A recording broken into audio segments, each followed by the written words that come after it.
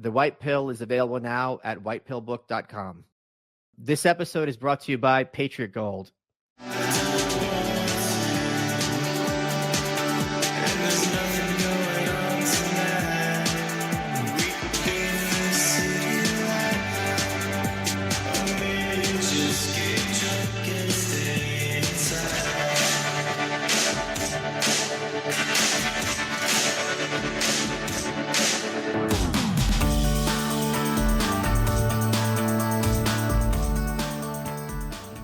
Good afternoon, Michael Malice here. Let that be your welcome for the next hour. We have with us a very special returning guest, Robert Barnes, attorney and co-host of Viva Barnes. Robert is one of my favorite guests because what drives me crazy when there's legal news, everyone seems to be a lawyer instantly. When the Kyle Rittenhouse case broke, I hadn't been following it. I had Robert on. He broke it down beat by beat, and everyone seemed to enjoy it enormously. So since there's been a lot of recent legal news concerning former President Trump and the Supreme Court decision last week, I wanted to have him on to discuss these things from the perspective of someone who is a practicing attorney who also understands politics very well. Robert, thank you so much for coming back on the show. Yeah, always good to be here. So the first thing I wanted to ask you was to break down this Supreme Court decision. What I had tweeted out in 2018 that if Trump were in a position to replace Judge Ginsburg and Justice Kennedy, the Supreme Court would be far more radical than people realize.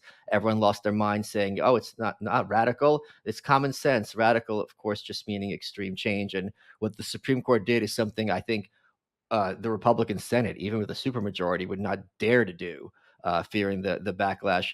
Can you break down this decision? Is this decision out of the mainstream of contemporary jurisprudence? And what ramifications do you think it has? And also, I know it's a big question. I'm sure you're seeing a lot of misinformation about the consequences of this decision. Can you address that as well? Yeah, absolutely. My friend Robert Kennedy, I think, misunderstood the decision. So the affirmative action dates back to, well, you could argue some aspects of it date back to the end of the Civil War, where we tried to, 40 acres and a mule and relief for freedmen. This actually comes up in parts of the discussion in the decision itself about what the Constitution's 14th Amendment is all about, what citizenship is all about, because that interprets Title VII of the Civil Rights Act. And the fundamental question was whether Harvard and University of North Carolina's race-based admissions policies, which is what they were, whether they violated the 14th Amendment and the implementing civil rights legislation of the 14th Amendment, including the Civil Rights Act, and various provisions that are applicable, Title VI, to university admissions and the like. And I mean, I happen to know a lot about this and have strong sentiments about the subject because I was a sophomore at Yale when Yale decided that they were going to discriminate against students based on their socioeconomic background. Wow. That Okay. if you were poor or working class, you were going to get screwed. While they were raising tens of millions of dollars pretending to help poor and working class students, they were in fact going to make it almost impossible for poor and working class students to even make it to Yale, and other Ivy League institutions were looking to emulate that. How so? What mechanisms? Two ways. So the Ivy League had instituted, like a lot of universities across the country, two based mechanisms to deal with their socioeconomic problem. Socioeconomic problem being they really didn't have many working class and poor students, even amongst those who did very well by various academic measurements and metrics. And so they decided that they would resolve that and raise money off of it by promising that if what's called need blind admissions, they wouldn't look at whether you're a poor or working class as a factor against you, like the Ivy League had historically done, as grounds for admission. And they guaranteed you what's called need-based financial aid, that they made sure you could afford to attend if you were then admitted. Regardless of your socioeconomic standing. That was usually a mixture of student loans, mostly scholarships, and then some work study and things like that. And so that's what they were thinking about eliminating. They were thinking wow. eliminating need-blind admissions and need-based financial aid so that if you're a poor working class, that was going to be a minus, because they have all these admissions categories that they tried to sort of make into math, plus this, minus that, plus, and all kinds of people were trying to game it. Obviously, the controversial case that Finally, they got thrown out because they were bad criminal cases, but all those people, parents who were buying their way in through fake Yeah. scholarships to sports programs. Uh, so if you're a poor working class, there are like 4 levels you were screwed at. Most of the time, you didn't think you could get in. If you did think you could get in, you didn't know how to game the system at all. And then now you are going to be discriminated against in the admissions process simply because your parents didn't have money, and then you're going to be discriminated that even if you got in, you weren't going to be able to afford it. They weren't going to meet your need-based financial aid anymore. And so I happen to be curious because at Yale, there's this old in the library about a century ago or so. They basically treated a lot of the masons and laborers on the design of the library poorly. They went on strike, went back and forth. So to get revenge, the great masons sketched into stone inside the Yale library a bunch of great reliefs that are making fun of Yaleys. So, so as you know, a working class kid there, I love to go there because I was like, these kids don't even know that the last Mason's revenge is still there. And I would go through the old library, read things like the Yale Alumni Monthly magazine, and that's where I stumbled across this as a sophomore. And I was just enraged. The Yale dean that had let me in had let a bunch of poor kids in, and unbeknownst to me, he put a note on the bottom of my admissions letter, but I didn't know it was unusual until I got to Yale. And what it said is that it's people like you who belong here. Period. And I didn't know it was his last revenge at Yale. Because instead of getting in a bunch of legacy admissions, for those people who don't know, that's my daddy, my granddaddy, my Yeah. great granddaddy went there, or what's called donor admissions. Make a big enough donation, your kid gets in. The an affirmative action was meant to cover that, which we'll get to in a second. He let a bunch of poor kids in. Buddy of mine who grew up homeless in the streets of New York City got in. I mean, it was awesome. But We had I some have fun. to interject because this is such a bombshell to me, because the narrative and something I would believe is you want these high achieving, very poor kids because then you can say with a straight face, look, this is a Yale success story. This kid is the American dream. He had nothing. He had to take out money, and now he's a prominent attorney, author, doctor, whatever. We made this happen. This is how Yale is making America better. And that when it's that would be true. So I would think that they would love that. And so to hear this is just shocking to me. Yeah, it was shocking to me too. I mean, my uncle had gone to Yale. So I had this image of Yale as being this prestigious institution that was really meritocratic, that was about sort of the best and the brightest. Yeah. Uh, years later, Jesse Jackson would say, "It's not the best and the brightest; it's the richest and the whitest." Yeah. He had great language on that. But he was right. When I got there, I was like, "Why do I feel such a huge cultural disconnect?" Yeah. And I told people, I said, Yale's, thought the South, the rural small town South I was from, they thought Deliverance was a documentary. I mean, I had people come up to me that when I started raising protest issues, and I had friends of mine across the political spectrum. So there was some radical lefties, old school conservatives. We formed an organization that he came up with a name. It was called Pay Poor at Yale. Yeah. because he's a lefty, so he couldn't help himself. But so we had all these to do something about this, about the problem of poor working class students not being able to get in, and Yale trying to systematically screw them. And I had people come up to that are really offended and upset, and like people would come up to me and say, "Well, if you really think there needs to be better recruitment efforts, get in your camouflage and go down and recruit people." And I'm like, "Deliverance is not a documentary. We're not all Yes. hanging out, in the, you know, backwoods someplace." So the protest movement built, but what I discovered relates to this case, which is that Yale's legacy admissions, donor based admissions, and affirmative action were all working together. In other words, what was happening was the problem was, how do you do legacy admissions? How do you let George W. Bush get in when he obviously didn't qualify? And how do you get away with it? Because the problem is legacy admissions and donor based admissions are racially discriminatory by definition, because it's disproportionately white kids, WASP kids in particular. It's also anti Jewish, it's anti Asian, it's everything else. How do you discriminate in favor of those kids and not violate the civil rights laws? You create affirmative action. And you not only create, and the affirmative action, the way it works is you give double plus, triple plus, the way their little math standards work, if you just fit a category. And years ago, Henry Louis Gates explained that how all of these programs together were rich kid programs. He said if they did a movie for black kids in the Ivy League, it wouldn't be straight out of Brooklyn. It would be straight out of Brookline. And this is Henry Louis Gates, the prominent black Wow. leftist professor who got arrested when he was at Harvard Yeah. once, bogus grounds. Um, and so the dirty little secret of university admissions in America is that they were all designed to benefit rich kids. And it reflects the Ivy League's true history. Like you're going to look, if you're a meritocratic institution, you should be thrilled when you get poor and working class kids that come through. Right. They're not, because they're not there to uh, really be a meritocratic institution. They're there to be an elite shaping institution. They're there to help create and curate an elite, and they want to make sure they include in the post-civil rights era. I used to call it, what if you'd given Nat Turner a scholarship to Harvard? Does he Right. lead a slave rebellion in 1838? Probably not. Right. So, and that's why they were deliberately recruiting from Wait, the can I elite. can I interrupt something? You something? Yeah. I got something on eBay just this week that you just mentioned, which is germane. This is a piece of John Brown's hair, a piece of his coat, and a piece of the rope used to hang him. You can get this on eBay. So if John Turner went to Yale, I don't think he would have led a rebellion, but I don't think he was particularly educated, so he probably wouldn't have gotten in by any standards. But yeah. Well, yeah, I mean, but if he had the right dad or granddaddy, no problem. That's true. So I ended up leaving Yale in protest because Yale kept trying to buy me off.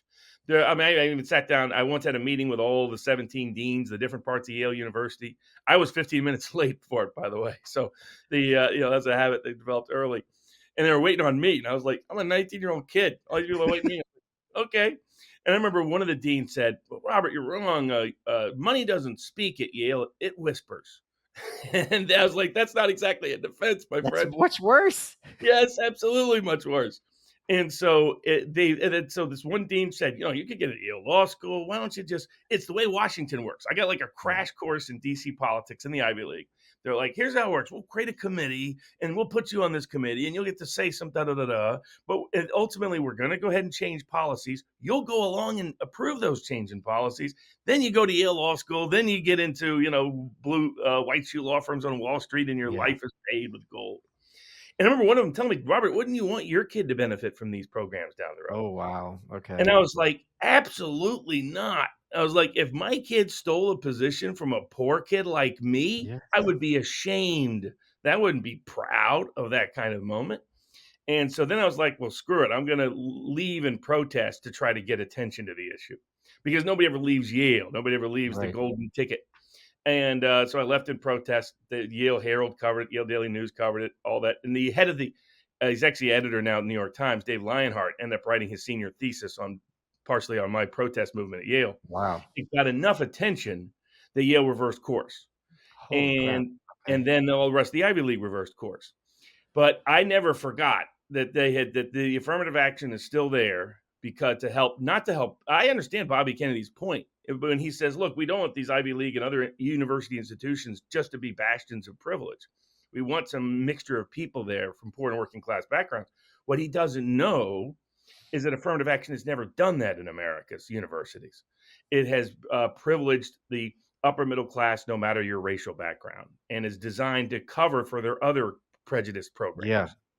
And so the Supreme Court comes in and says, you know what? Racial prejudice is racial prejudice.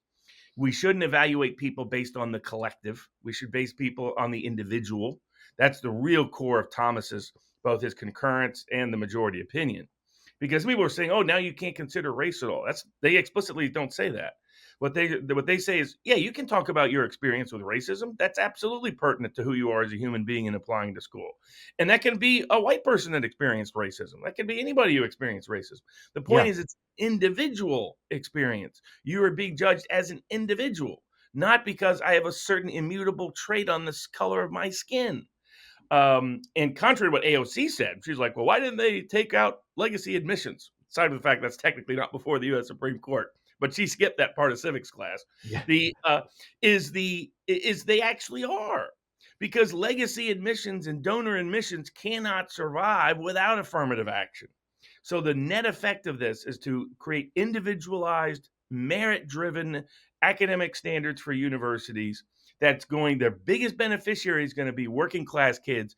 And not just working class white kids, working class Asian kids, working class Latino kids, working class black kids Yep. who are systematically screwed in the current system. Yeah, I went to Stuyvesant High School, which is one of three. I forget what the term is, but for the umbrella term, it's Stuyvesant in Manhattan, Bronx Science in the Bronx, and Brooklyn Tech is the third. The only metric by which you could get into this school is taking a test, which is basically like an equivalent of an SAT score. So everyone has an even playing field. And the school was like 50% Asian. And Mayor de Blasio, who was literally a communist, was going on about how these kids come from privilege and that they all have these amazing tutors. And it's like, I knew these kids. Their parents were running fruit stands and dry cleaners. They or barely spoke English, if at all. They had to work these kind of second jobs. They were the opposite of privilege. I was privileged compared to them, and I was a first gen. I was not born in this country. So it really kind of, these attacks are so disingenuous, and they're going after the people who, no matter how you feel about borders, and I'm not an open borders guy, like these are the immigrants you want, the ones who come here who are high achieving, high intelligence, high work ethic, productive citizens, who become doctors, lawyers, and all these other things that make the country move forward in a positive direction. So you must be delighted by but besides Oh, you, Clarence, I'm only half joking. This is Clarence Thomas's porn. He has been fantasizing about this for decades. Like every fiber of his being despises this. He despises being regarded as kind of like less than, or like, something like that, not being treated, black people being treated on their merits. Like it enrages him. So he must be just absolutely giddy when this came across his desk. Like, I mean, I'm sure he took his pants off because he's like, I can't handle this. But you must be, I mean, for you as well, that I didn't realize such a personal issue. This must have been delightful. oh yes, and it's doubly impactful. So the logic of the decision is going to impact government contracts and a bunch of other things where they've been gaming it with grifters and all kind that has not benefited they claim it has black and Latino businesses in the country. And so there'll be a bunch of fallout to future cases in other areas of law that will also be greatly beneficial. But not only was it great for restoring individual merit, individual assessment. I mean, to give an example, the method that you will now see in most universities across the country was already being used by the University of Wisconsin Law School when I was admitted. And the dean there was a black dean. And whether he foresaw it or he just had a different approach, his view was we should not have any plus or minus for any demographic or any trait. Everybody should be an individually assessed candidate. And he focused heavily on the essay of their personal character as part of making it holistic. Maybe explaining grades, maybe explaining test scores. And I had good grades, I had good test scores, I had all of that. But he said that he once came up to me, he said, Robert, you were one of the most discussed candidates because some of the questions, like some questions were, well, was he serious about law school? Look, he went to Yale and left Yale. Why would he do that? So on and so forth. But it was because of the unique background and unique history. And I was like, that's the way the admissions process should work. Talking about a human being, no longer just these groups. So for that, I love. Here's the other impact of all this. The woke regime and its administrative state within the university academic structure depends on this upper middle class favoritism with legacies, donors, and affirmative action for its sustenance. What happens when, as you point out, it's working class kids from Vietnam who are dominating Yeah. parts of, say, Cal's campus? You're going to have a very different political response. The degree of tolerance, the degree of people seeking out, hey, I really wanted to study intersectional feminist studies between the difference between trans and whatever and sub weird category they created with this bogus professor who used to work for Weather Underground and found a state gig. You're going to have all these people questioning administrative positions, questioning certain, not filling in the class needs of certain categories of the academy, and not being on board with the political message. And so this is all the reason why Justice Jackson was going nuts is because it's a direct threat to the entire Obama regime of woke liberal academic institutional politics in America. Their core base of power is the academia. The core basis for that Yes. power has been affirmative action. Take affirmative action away, the pillar of wokeness falls, and we get back to merits and enlightenment thought in our universities, which would be revolutionary and critical for the sustenance of American society. Hey folks, did you know that traditional bed sheets can harbor more bacteria than a toilet seat and it can lead to acne, allergies, stuffy noses, and is gross? Miracle Made offers a whole line of self-cleaning, eco-friendly bedding such as sheets, pillowcases, and comforters that prevent 99% of bacteria and require 3 times less laundry. They use silver-infused fabrics inspired by NASA. They're thermoregulating and they're designed to keep you at the perfect temperature all night long. That means you get better sleep every night. Miracle sheets are luxuriously comfortable without the high price tag of other luxury brands, and they feel as nice, if not nicer, than bed sheets used by some five-star hotels. Stop sleeping in bacteria. It can clog your pores. It can cause breakouts and acne. Sleep clean with Miracle. Go to trymiracle.com/malice to try Miracle Made sheets today. And whether you're buying them for yourself or as a gift for a loved one, if you order today, you save over 40%. And if you use our code MALICE at checkout, you get 3 free towels and save an extra 20%. Miracle is so confident in their product, it's backed with a 30-day money-back guarantee. If you aren't 100% satisfied, you get a full refund. Upgrade your sleep with Miracle Made. Go to trymiracle.com/malice. Use code MALICE. Get your free 3-piece towel set. Save over 40% off. Again, that's trymiracle.com/malice to treat yourself. Thank you, Miracle Made, for sponsoring this episode. Folks, Michael Malice here, terrible author, horrible person on Twitter, and yes, sheath underwear model. Do you want to get inside my pants? Well, you can with Sheath underwear. What's great about Sheath is their dual pouch technology. They've got one pouch for one part of your male anatomy, another pouch for another part of your male anatomy. The first time I put them on, I'm like, what is this crap? But then I realized these are the most comfortable underwear I've ever worn. I wear them every single day. It was developed by Bobby, who was an Iraq vet. So you know things get uncomfortable down there when you're in the desert. And I've designed my own pair. If you go to sheathunderwear.com and use promo code MALICE, you get 20% off. And you could start one step closer to becoming an underwear model just like myself, but not as much of a terrible person like myself. Go to sheathunderwear.com, use promo code MALICE, get 20% off today. What's great about this underwear is that it keeps you cool in the hot weather and it keeps you snug and secure in any situation. And there's something a little subversive about being like, let's say, on a date or a job interview and knowing that your underwear is cupping your you-know-what downstairs. Sheathunderwear.com, promo code MALICE for 20% off. Let's get back to the show. But let me push back in this sense. I can't imagine, as you put it, this is what they depend on, right? So if the Supreme Court says you can't do that, this is the Ivy Leagues. These are the very bright people. I'm just thinking about that Second Amendment ruling that was recent. I forget the name, where they basically struck down all these laws, including in New York City. And basically the government's like, yeah, too bad. We're just going to keep pretending that this didn't happen. So surely, and I'm sure you can anticipate what they're going to do, and I would love you to tell us, they're not going to shrug their shoulders and take this decision at face value and try to just be like, well, we lost. Aren't they? There's got to be some wiggle room that they're going to exploit. My guess is, the smart ones will go the University of Wisconsin Law School approach and say that we'll use an individualized approach. Harvard already basically suggested this, that they'll use an essay-driven approach where the Supreme Court said you can talk about how race has impacted your life, and that they will try to do it in such a way that it's not obvious that they're recalculating quotas.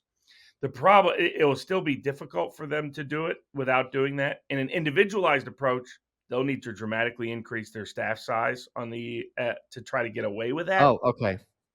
Because right now they were just doing race plus, and often people didn't even really read your essay when you were sending. They made a big deal out of it, but more and more people sending these admissions essays, there weren't enough admissions personnel to read all the admissions essays. Wow. And so what was really happening is they were just short-circuiting that side of it. It was really becoming a math. And this is what they proved in the case, particularly the Harvard case, but also the University of North Carolina case, was that you were going into plus or minus categories. And you could all you needed to know was someone's race, and you knew the probability they got in. Not their SAT score, ACT score, GPA, quality of references, uniqueness of essay. None of that. What race are you? That tells you your admissions rate. And it wasn't a marginal difference. This was significant differences between the different races. It wasn't like you have like a 95, someone who's African American has like a 93 or 92. And that actually, I would wrap my head around that. If you want a diverse campus, maybe you might nudge it a few points in one direction. I can understand that. But these were like enormous differences. Massive. So basically, if you were black, it was almost hard not to get into Harvard. I mean, that's how crazy it had got. Now they were controlling the pipeline, so who was applying? Okay. So kids out of Brooklyn weren't applying. That's one of the things that I had figured out when I was there in the '90s was they do a very good job making sure the wrong people don't apply. Yeah. It's like, I mean, they started that out against Jewish people. I mean, Yes. they figured out the 20s are like, how do we keep the Jews out?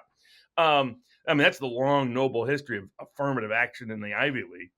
But so I think it'll be tough because you're right. The Bruin case, the gun case, Washington, Illinois, New York, California, they're all like, screw you, we're going to do it anyway. Yeah.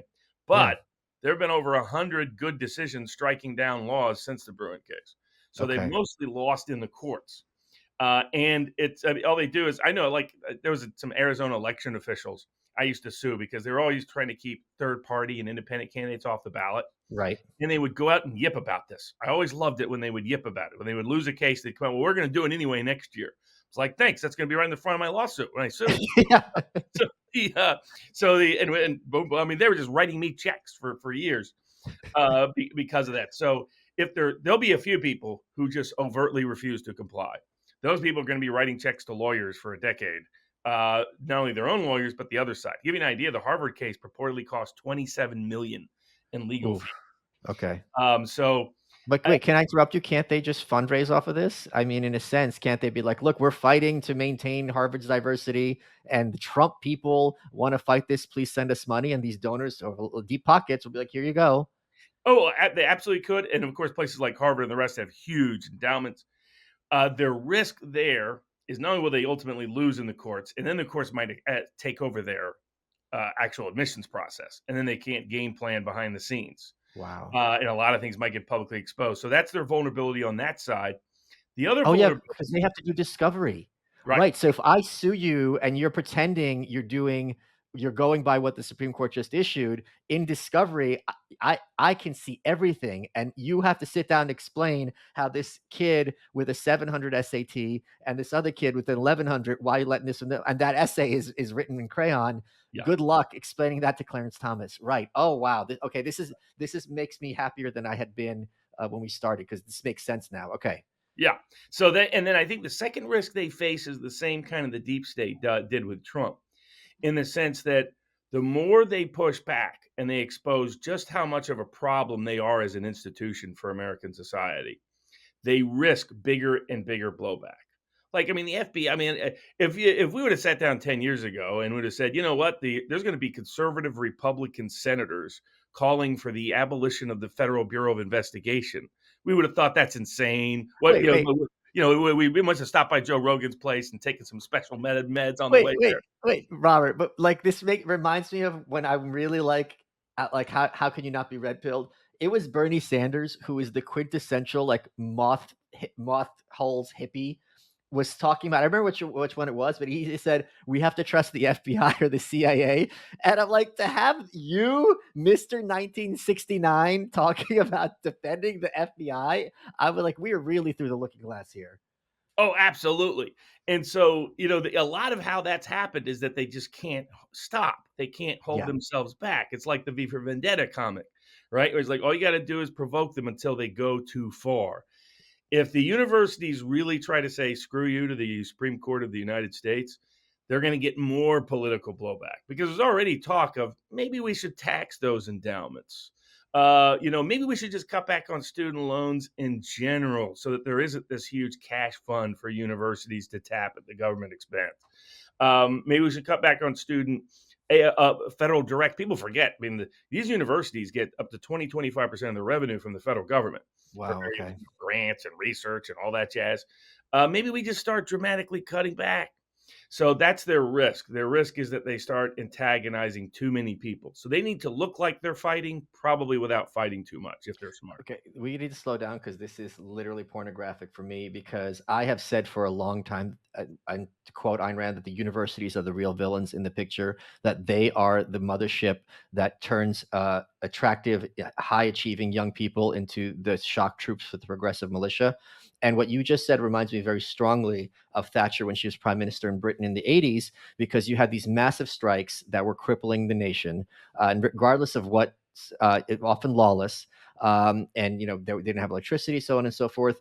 And the question became, and regardless of how you see it, how she framed it was, who is running Great Britain? Is it the government or is it the unions? And if we reach this brinksmanship point, which would be to me like paradise on earth, where it's really framed about who's going to run America, the Ivy Leagues or the state.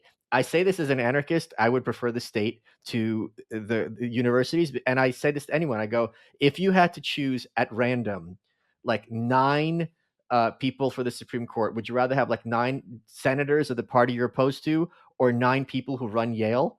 Like when you put in those terms, it's like, okay, I can see who I would rather work with and who would be more in touch with America and the mainstream and who's more of an ideologue, radical with, and really has this sense of, I'm going to remake this country in my image and I'm entitled to do so without any kind of pushback because they don't really have pushback.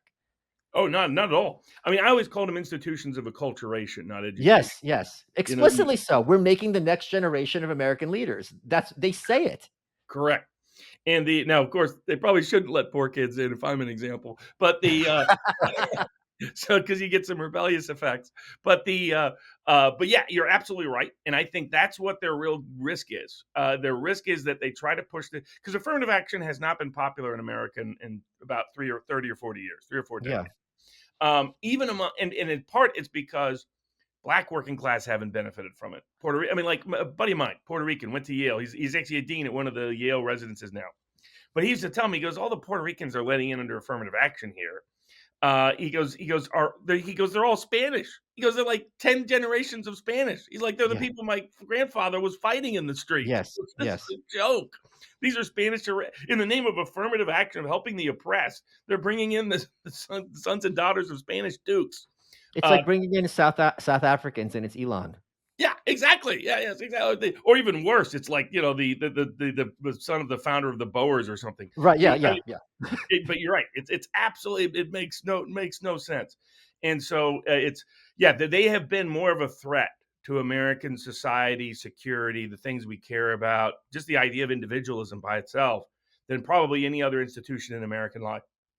So I hope that I hope that, well, we'll see if they exceed. Either way, this is a major win in the battle against them. And if they go too far, they could radically reduce their power. I mean, there's people seriously considering now things that, 5, 10 years ago, only Peter Thiel was talking about. Like saying, do we really need universities? Are they actually a net plus? Maybe we should reconsider all that. Maybe we should get back to mentorship programs and trade Oh. programs and things like that. And now there's going to be more people who think exactly like that as the universities go too far. This is the best episode I've done like in a year. I'm so excited by this. This is just this is like you could see the light at the end of the tunnel. Just because just these just malevolent, and they've been at this for like over a century.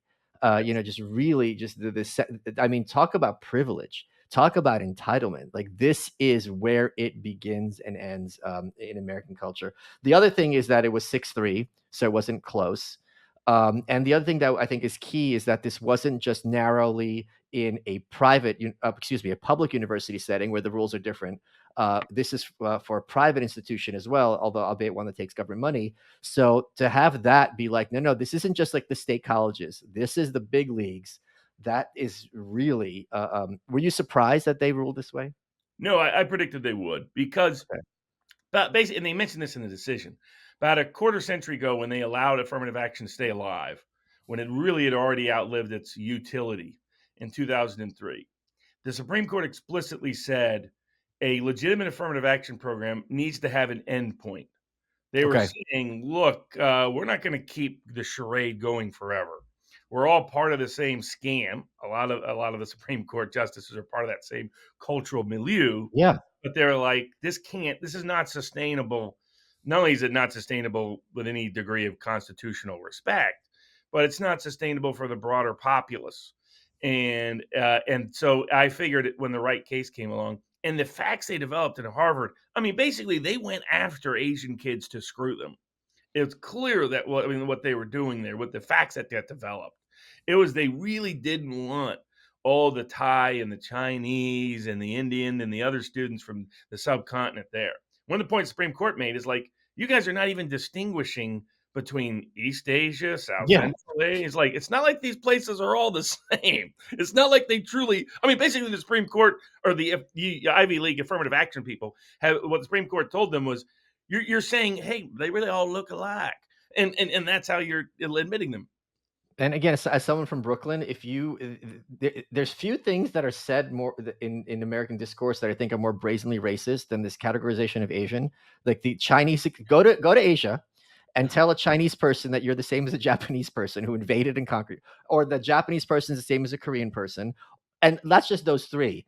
Yeah, I Let mean, alone you just Philippines and Vietnam, and then India. It's just insane.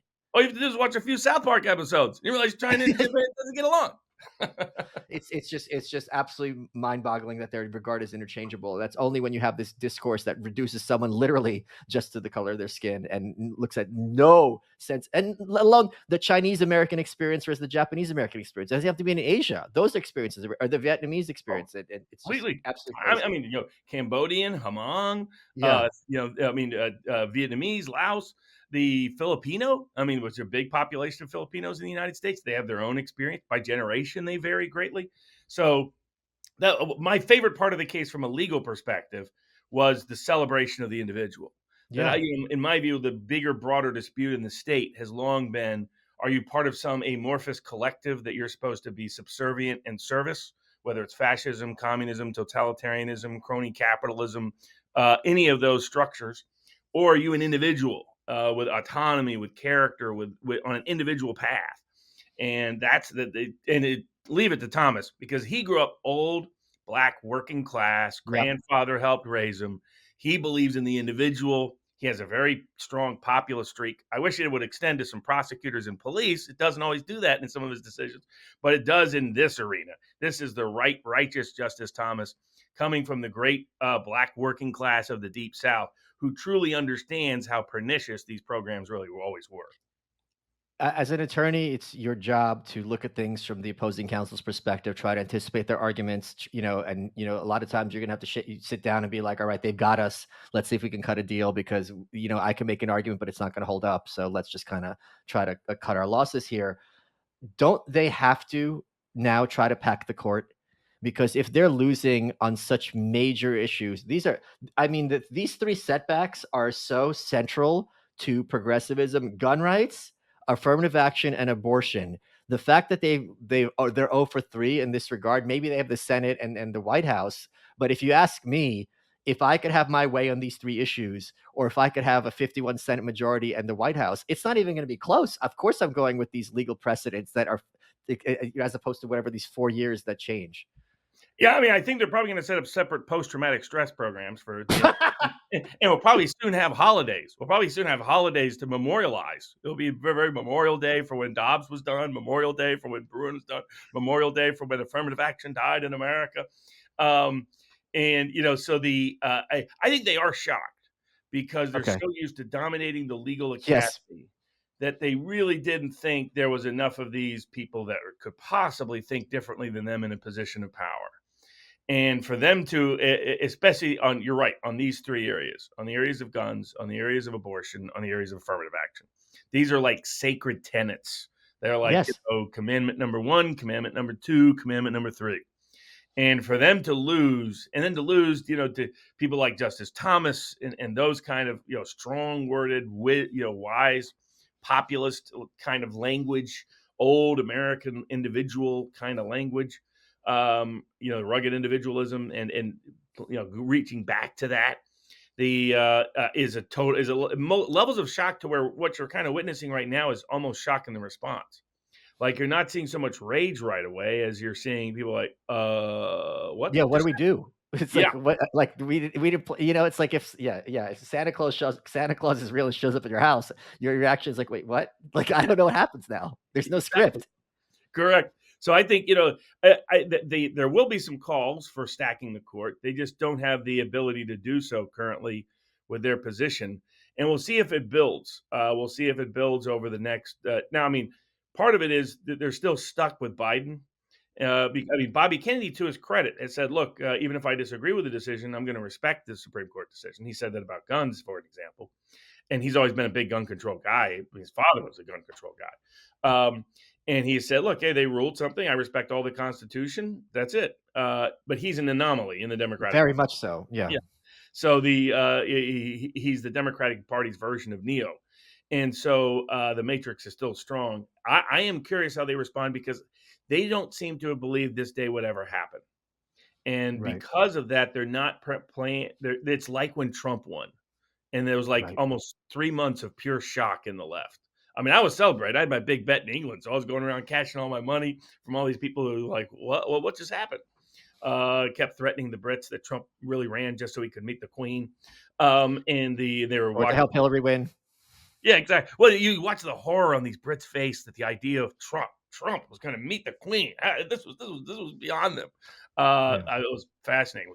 She's passed on now, and we get the benefit of the wonderful Prince and Princess here in America. But so I think the net effect of it all is a real shock to them in ways they were unprepared for. It's like a shock on the battlefield. And the question, I don't think they'll disperse and go home. I think they'll disperse and regroup. And you're probably right. Their next call will be to stack and pack the court. They just aren't really in a political position to push that. And the more they do, it's such an unpopular position with the Yeah. American public Even that, with many Democrats and yeah, especially moderates. yes, because it's like, okay, now we're just purely operating by ends justify the means in ways that everybody can see, that goes against our conservative instinct, little c conservative. Just let's keep our traditions the way they are. Let's not erase and eradicate them. Yeah, and even the Disney version of history, which we're taught in high school, this is one of the things that they do talk about, that FDR's big defeat was when FDR, and I think it's 1938, tried to pack the Supreme Court. And even, he had overwhelming Democratic majorities. I don't know if at that time they were literally sitting in the Republican side of the aisle. There were so big majorities, but even that they were like, whoa, whoa, whoa, okay, slow down there, Mr. Wheelchair. So the fact that this is part of our discourse universally, and it's understood that this was a moment in Brinks, like a scary moment in America when someone tried to do that.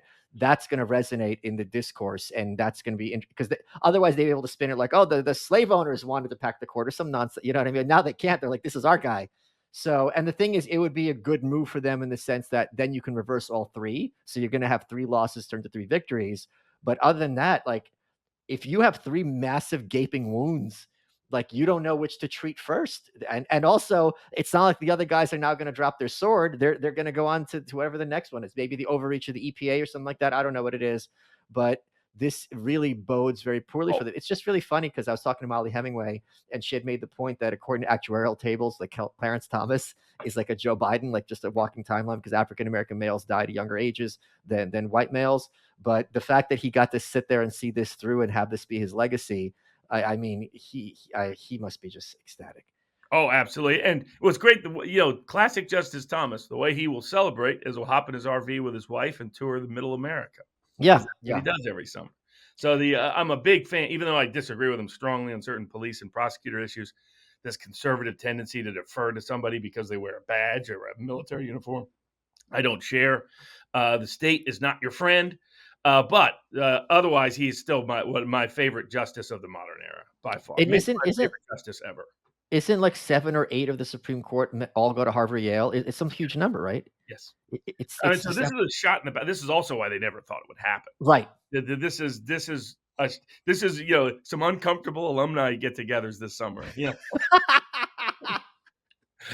I mean, Bill had a great headline. They say Supreme Court shoots down affirmative action right in front of affirmative action, and it was Justice Jackson. I mean, it was like, that they nailed it.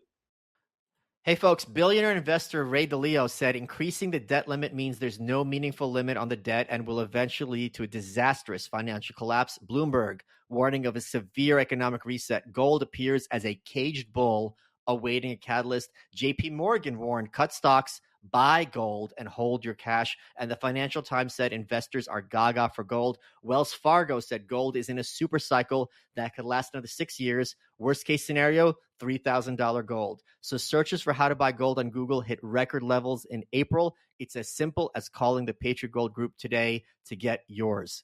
Find out why they are A+ rated, Consumer Affairs top rated gold and silver company nationwide. Call the proud Americans of Patriot Gold Group today before it's too late and mention my name. That's Michael Malice, and you'll always get best in class service from Patriots protecting Patriots. Patriot Gold Group has the no fee for life IRA, where your IRA or 401k can be in physical gold and silver, and you may be eligible for the no fee for life IRA on qualifying rollovers. All you have to do is call 888-505-9845 to get a free investor guide, or simply just go to malicegold.com.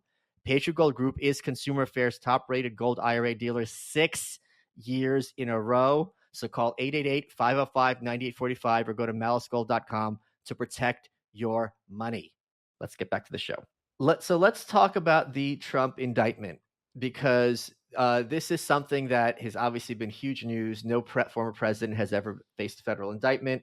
Let's talk about the one with the classified documents, because I think the New York City one seems much more frivolous. Like maybe there's a risk for him because you got a maybe a New York jury, but this is the one that it seems like they're getting some traction with. So I'm just going to leave the floor to you, because I'm sure you have a lot to say on the subject, both whether there's merit and regardless of merit. As you know, as an attorney, a lot of times they might just put someone away just because they have the power to do so. So can you talk about the risks and whether this case has precedent and what you would do if this was your client? From both a policy perspective and, in my view, a constitutional perspective, these are unprecedented actions. The Okay. Biden administration keeps crossing every single Rubicon. It's like they come up to a Rubicon and they're like, let's cross it. One after the other, after the other, after the other. And then they accelerate it with the sweetheart deals they're giving Hunter Biden. So you start off with, the New York indictment is a ludicrous indictment. No former president, no president, period, has ever been indicted or charged with a crime. And he's being all of the crimes he's either under investigation for or being charged with for conduct that occurred while he was president, including in the New York case. Okay. They didn't. So in New York, they're saying that while he was president, he reimbursed Michael Cohen as some sort of scheme to get around campaign finance laws and disclosure laws from what was required in November of paying off Stormy Daniels during the election. And they're saying it was some sort of big, massive election campaign fraud, and they found a technical New York statute that says the irony is they're basically accusing him of defrauding himself. They're saying, when you put in your books, like you have your internal accounting, you have your accounting for the world, and then your internal accounting. These are internal accounting ledgers. And they're saying, well, in your internal accounting ledger, you didn't fully disclose this was a mistress payment. It's like, so I defrauded myself? I lied to myself? But, it's one of the weirdest indictments ever brought in New York, independent of the presidential issue and the political implications. So that's what the New York case is. Unprecedented, a whole bunch of constitutional issues that can be brought, a whole bunch of statutory issues that can be brought, because it's not clear the law actually applies to this set of conduct. Really, the New York law is there so that if you put in a fault entry in a book and then use it to deceive someone else. Yeah. Okay. It's not meant for you to deceiving yourself. It's like it's a memento, like it's a punishment if you have a memento memori, from the movie Memento or something. Oh, you lied to yourself yesterday, Robert. You walked 1 mile, not 2. You got to go to jail now. That's not what it's supposed to be. They'll leave it to the state of New York to figure out. This is what happens when you have too many laws, and the governments figure out some excuse. Now the laws excuse the laws. We have to have this law to enforce the other law, and we have to have that law to enforce this law. And it's like, well, what's the public policy in play here? So there's a bunch of there's also issue, in my view, the New York case raises the same issue as all the cases raise. I interpret the impeachment clause to the United States Constitution for that to be the exclusive means that any president, current or former president, can ever be criminally indicted. Because otherwise, you have a dangerous power that an individual prosecutor somewhere in a country as big as America can hijack the power of the presidency and extort and blackmail him through threat of criminal prosecution and punishment.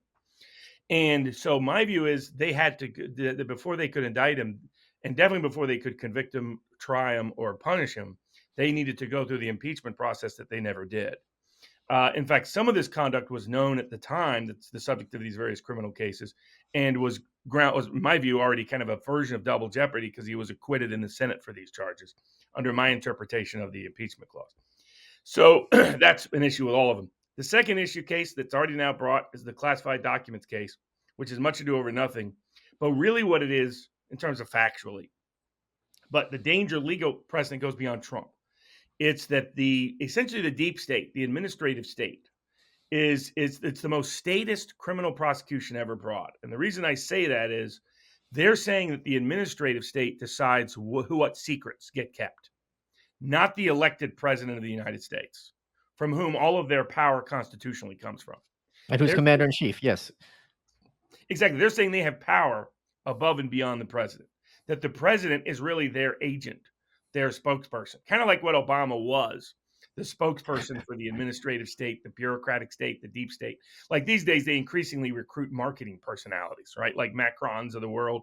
They're going around looking for people that will present well and Yeah. have the right profile, the right Instagram profile, rather than actual content of making decisions. And their allegation is that the president can't disclose the secrets of the deep state, even when for secrets that he knows about while he was president, even though constitutionally the whole idea of secrets is solely to protect the president, not to protect the administrator, not to protect anybody else. It goes to what Julian Assange's point is, that the great danger of the state in the modern age are secrets, that secrets are their power, secrets are their currency, and secrets are their vulnerability. Take away the power of those secrets, you take away the power of the most corrupt aspects of the state in its modern existence. And I think he's absolutely right on all of that. That's why they're so obsessed with prosecuting him and punishing him beyond all reason. Here, they want to elevate that to the point that says the CIA didn't say you could say this, Mr. President. So you have to keep this a secret from the American people because the CIA somehow governs the president when all of their constitutional power only exists because of the president. What's unique in Article 2 of the United States Constitution is it says all executive power is vested solely in the president, and no other power is given to anybody else. So there's no constitutional power that exists outside of the president. So the idea that the president could betray his own secrets to himself is absurd once you understand the constitutional framework. And that's the real danger of the case. It's not United States versus Donald Trump. It's deep state versus America, deep state versus the Constitution. That's the real precedent. As a practical matter, because of all the motions to dismiss that can be brought, because he's also got selective prosecution issues. He's in two levels: selective prosecution on the grounds that he's the former president, selective prosecution on the grounds that he's the leading opponent of the existing administration that just indicted him, and selective prosecution on the grounds that Poppy Bush in 1989 went in and destroyed a bunch of files of the Reagan administration. No prosecution, no punishment, no consequence. Bill Clinton was keeping classified documents and tapes in his sock drawer. Leave it to Trump. He calls it was never known as the sock case until Trump comes along. But he's like, we'll make it look sleazy and crazy. Clinton sock, because everybody's got images of what that means. And then then you have up next, you have George W. Bush, who was keeping stuff in an abandoned Chinese restaurant, and then destroyed tens of thousands of emails on the way out. Then you have, of course, Barack Obama, who is storing admittedly classified national security information in an abandoned furniture storage facility outside Chicago that had a year-long dispute with the archives about its place in custody. And then, of course, you have people who never were president, who didn't even have this authority, like Senator and Vice President Biden, who's been keeping and monetizing this information for 40 years in Washington in classified documents cases and was found with a bunch, so many they haven't even been able to process yet. And of course, Hillary Clinton famously, who was using an email server for the purposes of funding the Clinton Foundation and their Clinton political machine outside the purview of either the Senate or the public through FOIA. That's why the emails existed where they existed. So how do you prosecute Trump in that context under the disparity principles that are supposed to be disallowed under the First Amendment for selective prosecution? Then you have search warrant issues under the Fourth Amendment, because the search warrant itself may not have had probable cause because it may have made false statements to get it by information that's already come out. And we know that they illicitly executed the search warrant. I always tell people, if you don't think the state is a threat, look at what they did to the president of the United States. I mean, they went and seized stuff that they knew. They seized his passports. They went through his kid's closet. I mean, this had nothing to do with the search warrant. I mean, they seized information that 98% of what they seized had nothing to do with the indictment. That tells you how extreme and ridiculous the seizure was. And so there's Fourth Amendment implications there. And then this whole case is built on breaching attorney-client privilege, which people should be shocked by. I mean, the entire case for saying Trump had subjective intent is that his own lawyers idiotically took notes. I have a general rule, one of my eternal truths, never in writing, always in cash. These are good principles that a good old Earl Long remembered in Louisiana. As a lawyer, I never take notes in front of my client. I don't take notes. Well, you want to put it in writing if you want it codified. Like I have an Exactly. attorney also. It's like you put it, like if you have a call and you know the person's shady, you want it. Let's memorialize this in writing because later it might come up and you're like might say something different. Exactly. So it's a classic CYA mode, and I always avoid it because those documents can be, someone can sneak peek at some point. I try to keep things as vague and general. My internal notes look like Sanskrit with its own coded entry that only I can understand. So because I don't want some schmuck stumbling across it, Yeah. or the government sneak peeking it.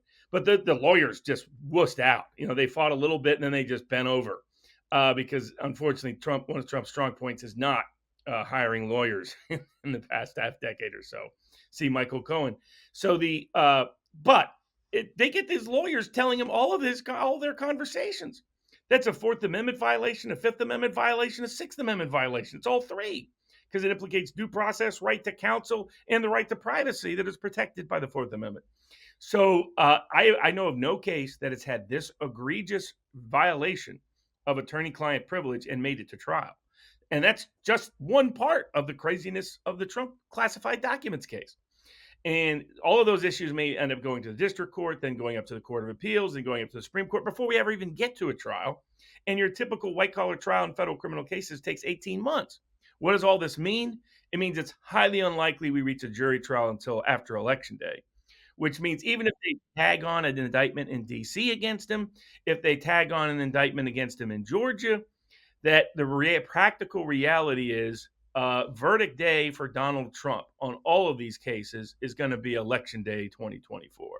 Okay. He wins on Election Day. All these cases, he can pardon himself. All these cases are going to go away. The state level charges, I think at some level, go away because judges aren't going to try to put the president of the United States in jail. So my own belief is, I think either way, at least on the federal side, that I think Trump gets pardoned after Election Day, even if he loses, because I think it's Biden's backup plan for himself and his family. That he's already got plan one, which was cut a sweetheart deal with Hunter that makes it difficult for them to ever prosecute him or reach him because Hunter's the weak link to expose Biden's own corruption, which include him, his brother, and his sister too, with Biden. But I think he thinks indicting everybody like Julian Assange, bringing him back, indicting Trump on a bunch of stuff will give him cover so that, say, after Election Day, he comes in, pardons himself, pardons his brother, sister, pardons Hunter, pardons a bunch of other high-ranking Democrats, pardons Hillary, pardons some of these bad deep state actors, and he throws in Julian Assange and Donald Trump to make it look like I just want to bring America together as a clean slate. Yep. And so I think that's why I think long-term chances that Trump ever ends up in a jail cell are very low. But you're right. Anybody else, these cases could easily railroad an ordinary person into prison. And there's still the risk it does so, even for the president of the United States, which tells you how many Rubicons we've crossed. I mean, we're making Pakistan and the way they're treating Imran Khan look like a pillar of constitutional law by how we're handling Trump. It is an embarrassment on the global stage. But as you pointed out, it's not the sign of a rising empire. It's the sign of a decaying, declining, collapsing empire that people like Joe Biden are even president to begin with. You're Welcome with Michael Malice is brought to you by Progressive Insurance. Folks, most of you listening right now are probably multitasking. Yep, you're listening to me talk, but you're also driving, cleaning, exercising, maybe even grocery shopping. But if you're not in some kind of moving vehicle, there's something else you could be doing right now, which is getting an auto quote from Progressive Insurance. It's easy and you can save money by doing it right from your phone. Drivers who save by switching to Progressive save nearly $700 on average, and auto customers qualify for an average of 7 discounts. Discounts for having multiple vehicles on your policy, being a homeowner, and more. So just like your favorite podcast, Progressive will be with you 24/7, 365 days a year, so you're protected no matter what. Multitask right now. Quote your car insurance at Progressive.com to join the over 29 million drivers who trust Progressive. Progressive Casualty Insurance Company and affiliates. National average 12-month savings of $698 by new customers surveyed who saved with Progressive between June 2021 and May 2022. Potential savings will vary. Discounts not available in all states and situations. Have you ever heard that story that Napoleon used the Egyptian Sphinx for target practice and shot its nose off? Or maybe you've heard that a French astrologer named Nostradamus correctly predicted nearly 500 years of human history. Or maybe someone told you that the legendary blues guitarist Robert Johnson sold his soul to the devil at a crossroads in Mississippi. These stories are what I like to call historical myths. Great little tales that may or may not have any basis in historical fact. On Our Fake History, we explore these historical myths and try to determine what's fact, what's fiction, and what is such a good story it simply must be told. If you dig stories about death-obsessed emperors, lost civilizations, desperate sieges, voodoo black magic, and famous historical figures you thought you knew, then Our Fake History might just be your new favorite podcast. If you dig it, then subscribe on Apple Podcasts, Spotify, Stitcher, or wherever you get your podcasts.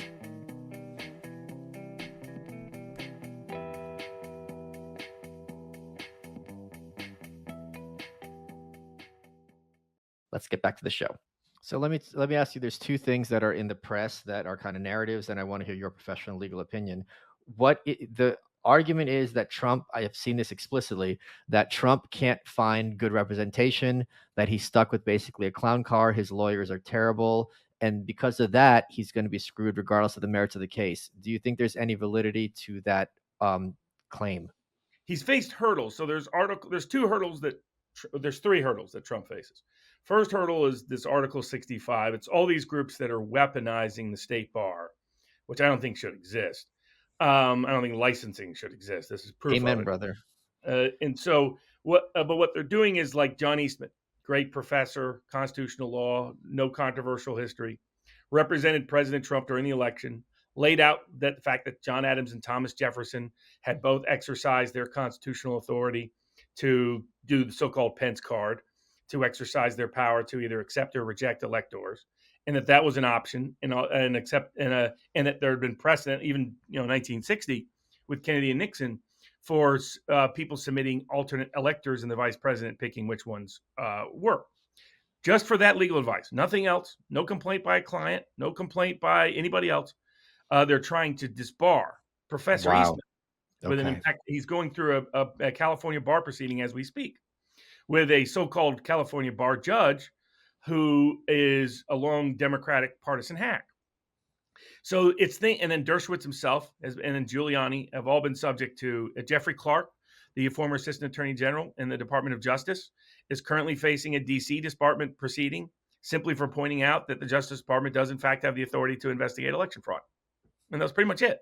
And the D.C. bar is trying to ruin his life and disbar him. He couldn't get a corporate job after being the assistant attorney general for the United States. No single corporate law firm would hire him. So you have that collective cultural blacklisting taking place. The second problem is the legal profession as a profession, thanks in large part to affirmative action, by the way, is a bunch of lefties, a bunch of professional class lefties. It's not a coincidence that you get, young corporate lawyers going firebombing police cars in New York City. That to them, that's just an extension. And I keep telling people, think 1920s Soviet Union. That's the modern left, right? Very Bolshevik, very, very statist, very professional managerial class, right? That there weren't a bunch of peasants amongst the Bolsheviks, for the most part. That's a myth. The peasants were fighting them. They're usually fighting the whites too, because they didn't like either side. But the Ukrainian peasants were the best. I always remember these internal letters where the commies are trying to figure out, why did they turn on us? And the Ukrainian peasants are explaining, well, first you came and offered us land and guns. Now you're coming and want to take away our land and guns. We don't have the same position. And then they got Stalin, the Holodomor, and all that. But so that second problem is the ideological bias and prejudice of the legal profession, that they hate Trump en masse as a general rule. The third problem, though, is still Trump. So he currently has some solid lawyers. But it's part of the legal profession In the criminal defense world, you have what I call your white shoe guys. These are your former federal prosecutors. I Mhm. always tell people, don't hire a former inquisitor to defend you against the Right. Inquisition. It It's a might different sound perspective. Yep. exactly, it might sound good, but it's actually just the opposite. Down deep, you cut them, they bleed government blue. Yeah. I mean, they will turn on you midway through the case because they are so deferential to power. They don't think outside the box. This is a problem for the legal profession in general.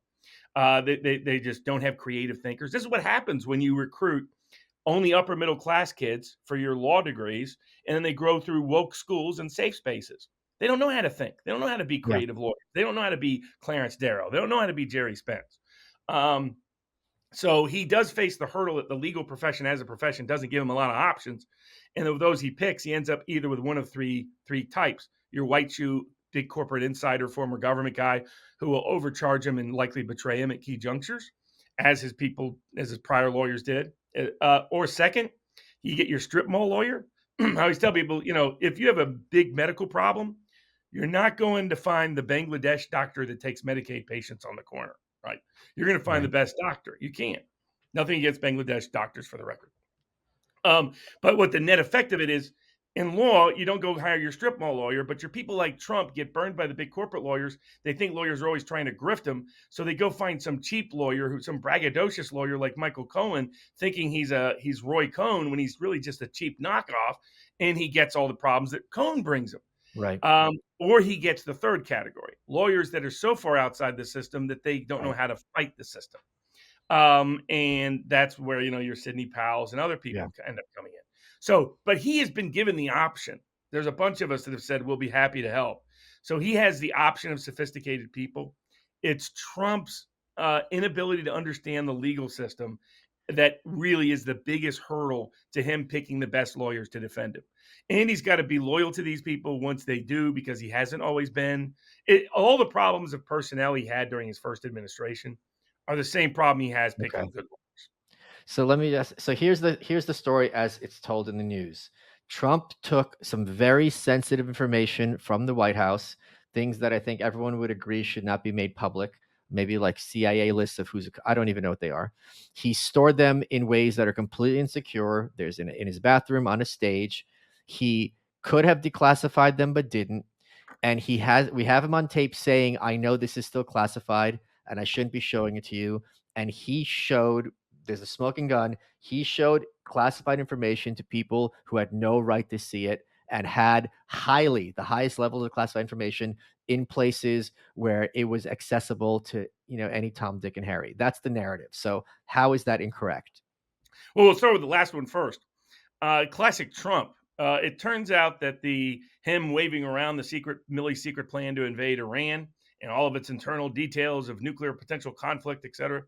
It turns out there was no such document. It appears Oh. that it's classic Trump just to be like, hey, I got this super secret thing right over here. I can't show it to you. It's super secret, so classified. But because that's Trump. That's what he does, and he apparently did to Bob Woodward.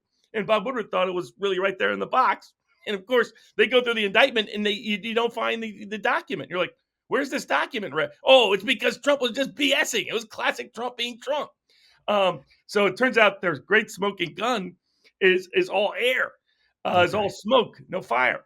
But the bigger story is all these are Trump's documents. So by the presidential record, because of Article 2 of the U.S. Constitution, but also what codifies that is something called the Presidential Records Act. And the Presidential Records Act came in issue because Nixon was like, I'm taking all my stuff. Screw you guys. And so people are like, no, we want some copies available for archive. And here's what's important for everybody to know. When the Presidential Records Act was done initially, we didn't have digital copies in the same way we do today. Today, all these documents are actually digitally stored initially. So the government has all these documents. Oh, wow. So this is solely about President Trump keeping copies. And what I think they don't like is that Trump kept copies of, remember that plan? Basically kept copies of the deep state's plans to invade the world. You know what I mean? Right. It's like, remember when you wanted me to invade here? I'm going to keep that little document right here. Remember when you wanted me to do this? I'm going to keep that to defend myself. That's it. The deep state doesn't like him having that. But legally, he could store it however he wanted. He could do whatever he wanted because legally they're all his. Constitutionally, they're all his. These documents only exist because of the constitutional presidency. So from in the executive, it's like the the king couldn't take the king out, if that makes sense. That's where we borrowed constitutionally all our ideas for executive power from the old monarchies. Right. And so we gave all the power that was originally monarchical power, we gave to the president. And so in the same sense, there's no way, and the Presidential Records Act just makes that clear. It says if the president says the records are his and that they're personal, that ends the debate. Nobody else can second guess it, even if it's obvious he's wrong. Like that's where the Clinton stock case came up. Right. Clinton said these classified tapes of him talking to foreign leaders were personal records. Well, clearly they were presidential records involving Right. official policy. But we don't want courts or Congress second guessing that for constitutional reasons. So the court said, nope, president said they're personal, end of the story. He can do whatever he wants with them. He can build little teepees out back. He can go, he can do like, when you toilet papers people's yards, he can use it to toilet paper the CIA's lawn if he wants.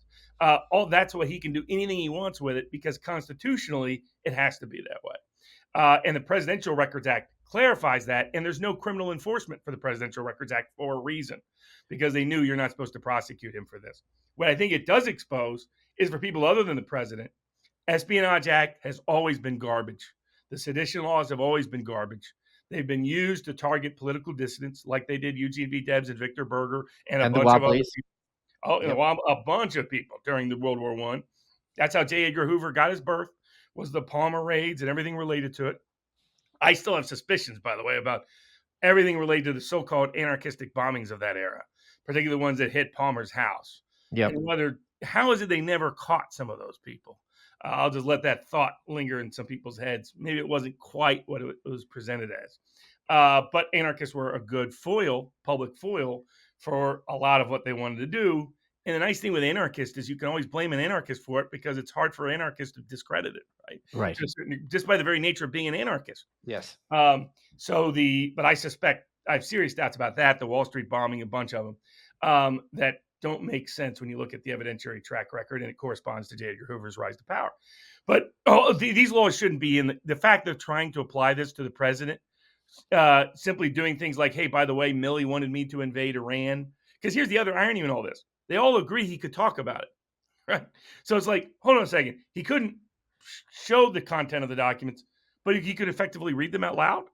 And it's like, well, yeah, constitutionally, he has to have that power. Otherwise, no president could defend themselves, because they couldn't talk about anything they did during their presidency, because all of it's national security information. And at some level, that's why when you dig into it, case has no bearing. The narrative is fake. In Florida, he would have a Republican-leaning jury where the jurisdiction is. So I don't think even if he were to go to jury trial, he would even be convicted. So it's a case that's more about political theater and establishing a dangerous precedent than it will effectively take out President Trump. I think they thought Trump would step down, but that's just not in Trump's DNA. So he's in much better shape than he's being portrayed in the press. Legally. Completely. And of course, what they misread, the whole goal was Trump's going down. You got to vote for somebody else now. Right. That's been the objective now for a while. That's the real objective of all these indictments. The problem is more and more people see through it. The populist right waking up to the problem of the national security state has been the great revelation of the Trump era. Yes. And all these people do is they think, well, okay, I'm an important prosecutor. I'm Jack Smith. I bring prosecutions from the International Criminal Court. Clearly the world will understand. MAGA will understand. Even Trump supporters will understand he's gone too far. This is national security we're talking about. The magic words they've been using for a half century to do evil crap. And more ordinary people are like, nah, I don't think so. And that's what the emperor has no clothes. And the difference is more and more people are seeing it. I'm so glad that we're releasing this episode on July 4th, because that's just a wonderful coincidence. Robert, we're running out of time. What has been your favorite part of this interview? Getting to discuss the old days at Yale. You are welcome.